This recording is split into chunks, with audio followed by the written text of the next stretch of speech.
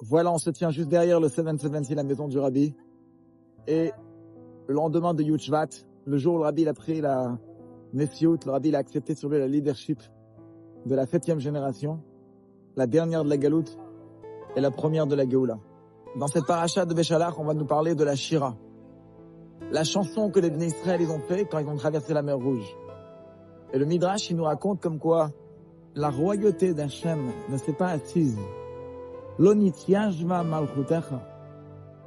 La royauté d'Hachem n'a pas pris une installation comme au moment de l'ouverture de la mer Rouge. Certes, il y a eu plusieurs miracles depuis la création du monde.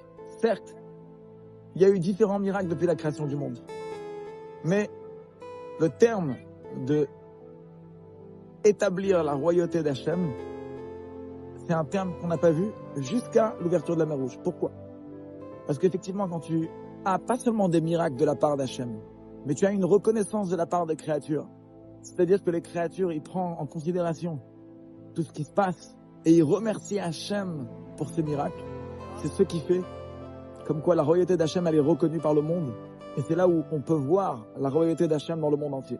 Eh ben, la royauté d'Hachem, elle se manifeste par les tzadikim. Du fait que ce jour-là, ça a été un jour où le monde entier a accepté la leadership du Rabbi en 1950-51, ce qui a fait comme quoi la royauté du Rabbi, elle est reconnue et établie.